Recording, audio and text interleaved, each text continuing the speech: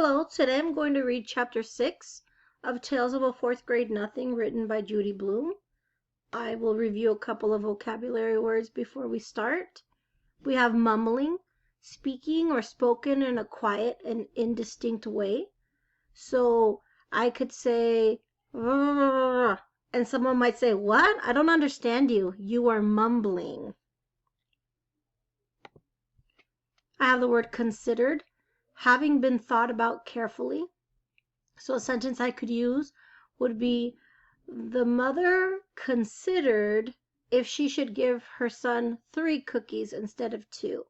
So then she might say, should I give him 3? Yeah, I guess that's okay. So that's considered. And then refused, indicate or show that one is not willing to do something. So I refused to go to bed early because I wanted to stay awake and play with my cousins. So I said, "No, please, give me more time. No way, Jose." That would be refused. Chapter 6 on the PDF starts on page 36. The title is Fang Hits Town. Fudge liked his new bed a lot. There was just one problem. He fell out of it every night. By the 4th night, my mother and father got smart. They pushed the bed against the wall and surrounded the other side with chairs. Now there was no place for Fudge to fall.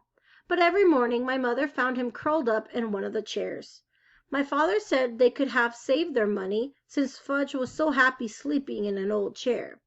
On Saturday we had to go to the dentist. He wanted to check Fudge's mouth again, to make sure everything healed all right since his flying experience. Dr. Brown is an old friend of my father's. They went to school together. He's always saying he takes special good care of me and Fudge because we're chips off the old block being my father. His office is on the other side of the park. It's near Madison Avenue. My mother said we'd make a day of it, and wouldn't that be fun? "I'd rather go to the movies with Jimmy Fargo," I told her. "But we'll have such a good time," my mother said. "The 3 of us will go out for lunch, and then we'll get new shoes for you and Fudge." "I've been out to lunch with Fudge," I reminded her. "He's growing up, Peter. He knows how to behave now." "I'd still rather go to the movies with Jimmy." "Well, you're coming with me, and that's that." I wasn't looking forward to my day, and Saturday is always the best day of the week. Every Saturday morning I clean out Dribble's bowl. Sometimes if Fudge is very good, I let him watch. I do it in the bathroom. First I take Dribble out of his bowl and let him crawl around in the tub. I'm afraid to put him down on the floor. Somebody might step on him. But in the tub, I know he's safe. Next, I take the rocks out of his bowl and wash them. The last thing I do is wash the bowl itself. I really scrub it. I even rinse it 2 or 3 times to make sure all the soap is out. When I'm done with that, I put the rocks back in and fill it with just the right amount of water. After I put Dribble back in his bowl, I feed him. Usually, he goes right to sleep on his favorite rock. I guess running around in the bathtub really makes my turtle tired. Today, I finished with Dribble just in time. My mother was rushing, mumbling about getting us to Dr. Brown's office in time for our appointment. When we were outside, we took the crosstown bus, then walked a few blocks to his office. As soon as the nurse saw Fudge, she said, "How's my favorite patient?" She gave him a hug and a little book to read. To me, she said, "Good morning, Peter."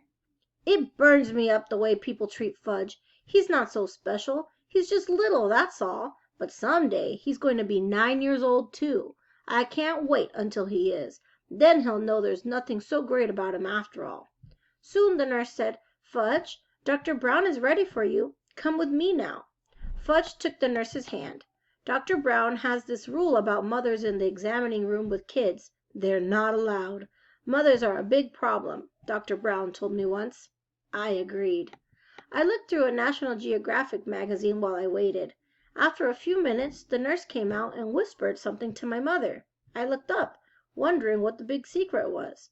Then my mother said, "Peter, Dr. Brown would like you to help him with Fudge." "Help him?" I said. "I'm no dentist." The nurse said, "Peter, dear, if you'll just come with me, I'm sure everything will work out fine." So I went with the nurse. "What do I have to do?" I asked her. "Oh, not much. Dr. Brown just wants you to show Fudge how you open your mouth and how he checks your teeth." "What do I have to do that for?" I asked. "I don't need a checkup yet. I just had one last month." "Your brother won't open his mouth this morning," the nurse whispered. "He won't?" I whispered back. "No, he won't," she said again. I thought that was pretty funny. I never considered refusing to open my mouth at the dentist's office. When he says open, I open. When we reached the examining room, Fudge was sitting in the big chair. He had a towel around his neck, and he looked all ready for action. Dr. Brown was showing him lots of little things and explaining what he does with each one. Fudge kept nodding, but he wouldn't open his mouth. "Ah, Peter," Dr. Brown said when he saw me, "would you open your mouth so I can count your teeth?" That's what he tells little kids he's doing, counting their teeth. Little kids will believe anything. I went along with Dr. Brown's joke. I opened my mouth very wide, much wider than when I'm the real patient. He put his mirror in and said, "Wonderful teeth, just beautiful, a regular chip off the old block. Such a shame your brother can't open his mouth the way you do." "Can't so," Fudge said. "No," Dr. Brown told him, "you can't open your mouth nearly as good as Peter."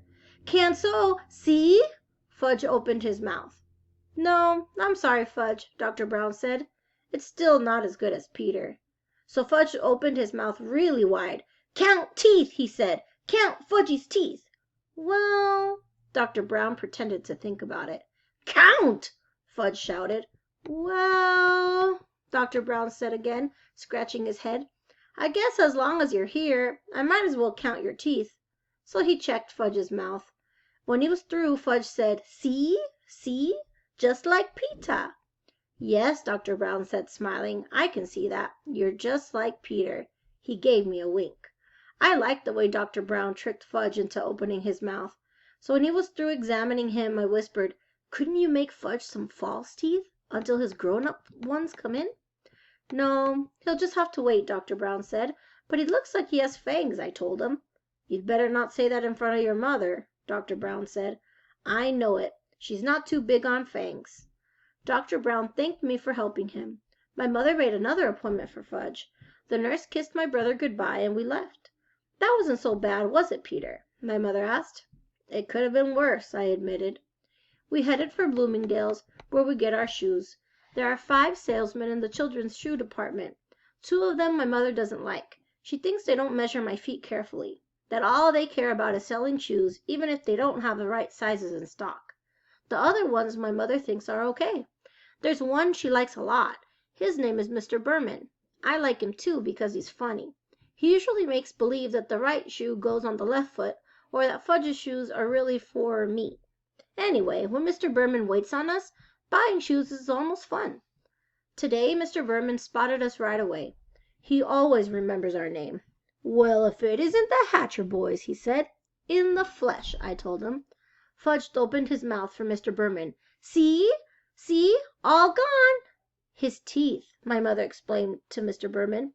"He knocked out his top 2 front teeth." "Well, congratulations," Mr. Berman said. "That calls for a celebration." He reached into his jacket pocket and pulled out 2 lollipops. He handed one to me and one to Fudge. "Oh!" Fudge said. "Lolly." Mine was root beer flavored. I hate root beer. But I thanked Mr. Berman anyway. "I'll save it for after lunch," I told him, handing it to my mother. She put it into her purse. Fudge got a lemon lolly. He ripped off the paper and started sucking right away. "Now then, what'll it be, boys?" Mr. Berman asked. My mother answered, "Brown and white saddles for Fudge, and loafers for Peter." "Okay, Peter, let's see how those feet have grown." I slipped out of my old shoes and stood up.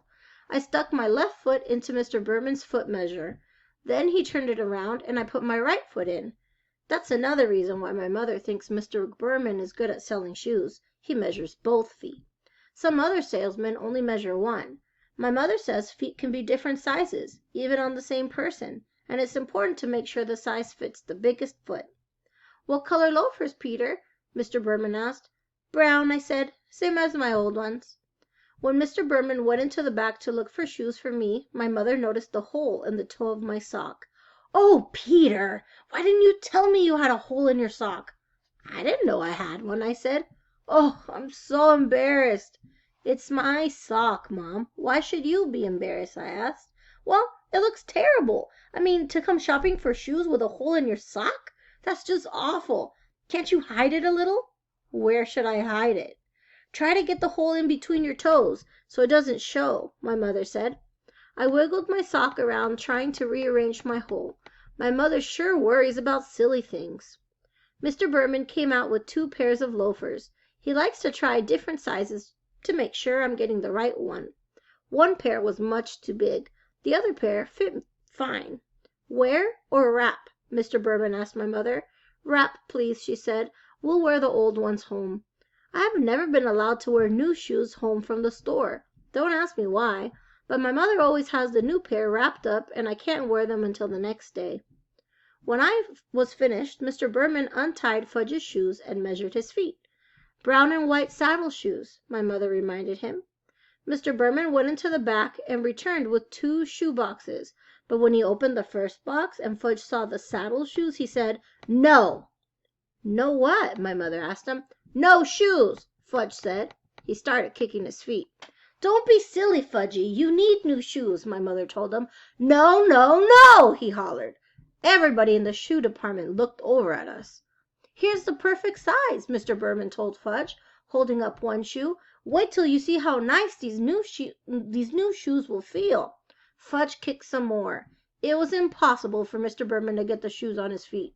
He screamed, "No shoes! No, no, no!" My mother grabbed hold of him, but he was wiggling all around. He managed to give Mr. Berman a kick in the face.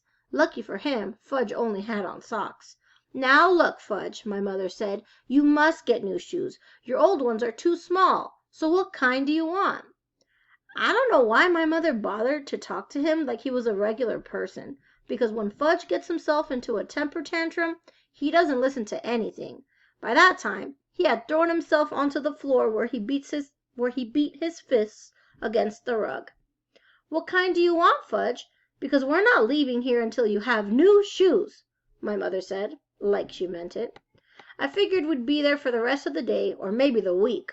How could my mother have been embarrassed over a little hole in my sock and then act like nothing much was happening when her other son was on the floor yelling and screaming and carrying on? "I'm going to count to 3, my mother told Fudge, "and then I want you to tell me which shoes you want. Ready? 1, 2, 3. Fudge sat up. "Like pitas," he said. I smiled.